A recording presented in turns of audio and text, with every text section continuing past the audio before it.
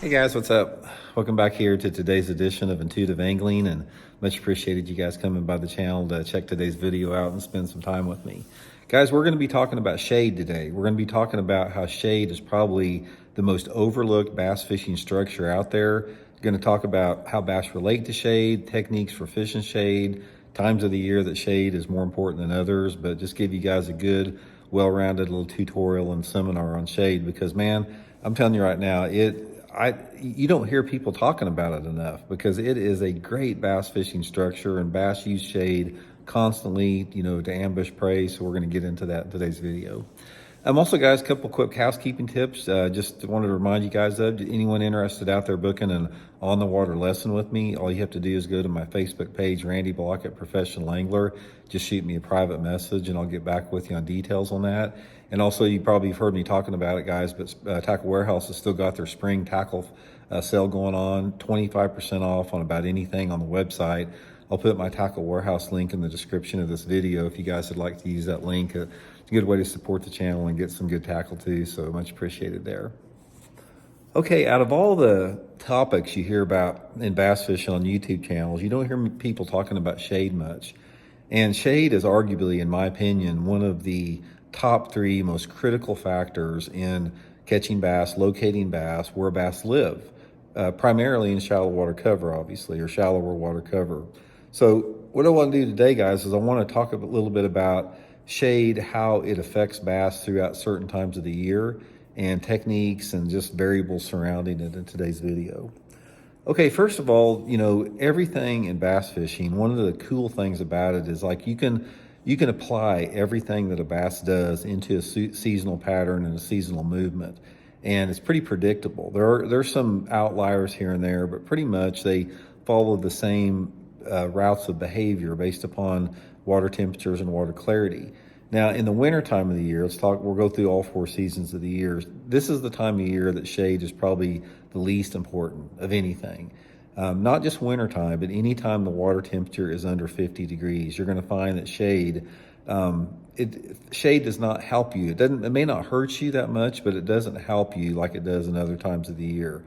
There's just something, again, about how the bass position, about their mood and their personality, how they relate to structure. They don't really use shade as ambush points quite as much in the wintertime as they do other times of the year. And I think a lot of this has to do with water temperature and water clarity that combined within the two.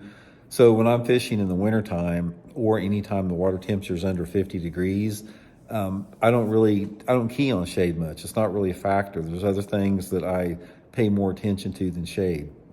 But when shade starts to become important, it becomes more and more important as the water temperature warms up. So you're going to notice once that water temperature starts warming up past 50 degrees, bass will start using shade as an ambush point a little bit more than they did, prior to that. And it gets more and more, as the water gets warmer. By the time the water temperature's up, to 80 degrees in the summertime, shade is super, super critical.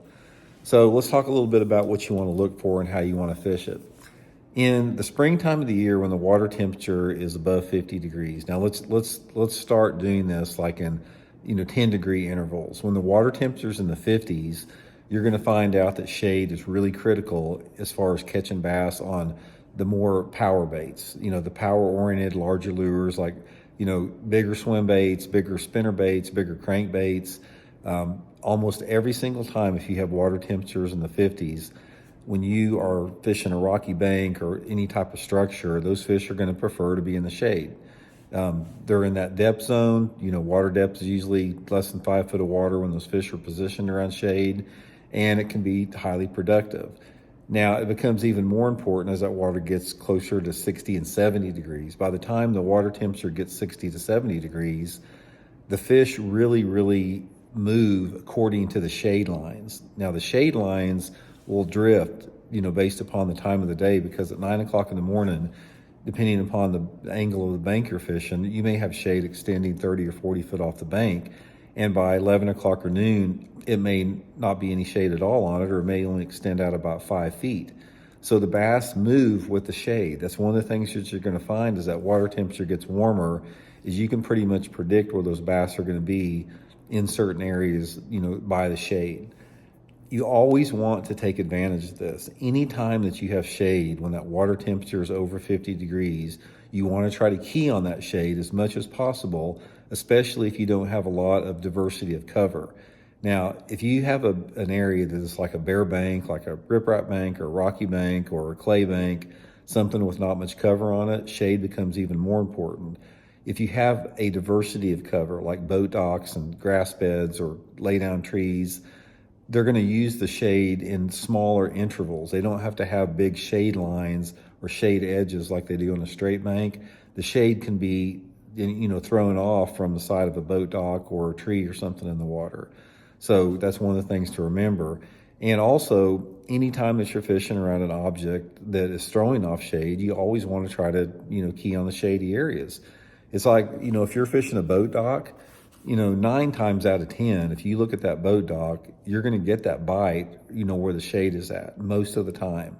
Again, that depends on time of the year and water visibility. Now, obviously, when you're talking about water clarity, the cleaner the water, the more important the shade is. The dirtier the water, the less of a factor shade is. So again, you have different type of gradients to it. When you're talking about water visibilities of less than 12 inches, it doesn't matter what time of the year that you're fishing, shade is not going to be as important as if you have cleaner water. Shade starts to become a big factor anytime the water temperature is over 50 degrees once you have greater than 2 foot of visibility. Muddy water, like I said, you don't even really have to have shade. They can just be relating to cover, but any type of clarity above that, shade's going to be a big factor. And the reason that they use the shade, it's a place for them to hide. They're less obvious, and that's why they position themselves a lot of times right along that shade line.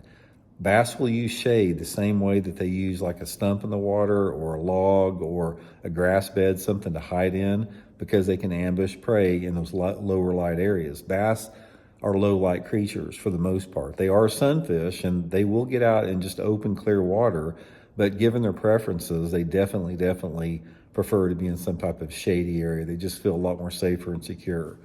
So the obvious thing is fish the shade wherever you find it. Now, the other thing about it is like you can pattern fish completely by the shade up in the middle of the day too. Now, you have two different type of shade that gets thrown off. You got the shade that gets thrown off from the sun angle being at a low angle, and usually the sun angle being at a low angle will throw off greater distances and greater amounts of shade.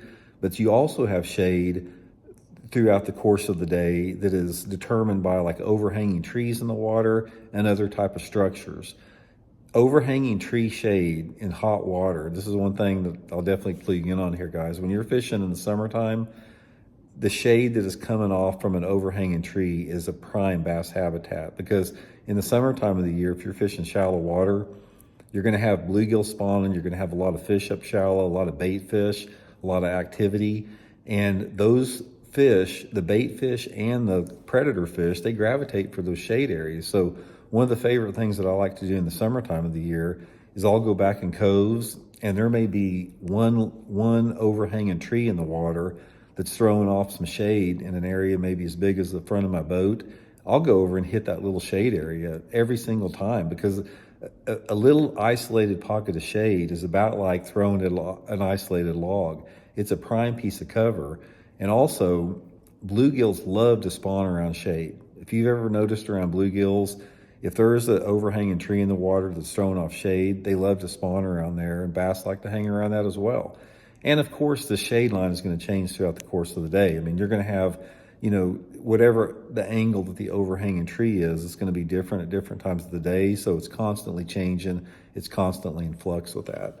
Now, lure suggestions for shade. One of the things that will help you with this is, like, again, it depends on the water temperature and the water clarity. Bass respond to lures of all different types and shade. Some of the best strings of flipping and pitching bass I've ever caught with a jig have come flipping them in dark, shady areas. And then some of the biggest strings of fish I've caught, like on topwater lures or spinner baits, have come through shady areas. So you're not really relegated to a certain technique. Every technique is improved with shade. And you just have to target that specific places of shade. Now, one thing that I will tell you is the amount of shade you have will also dictate the technique. if I'm fishing an area that has a lot of shade on it, like a bank that is shady for a quarter of a mile, I'm going to be fishing my faster moving baits, like my crankbaits and spinner baits and topwaters.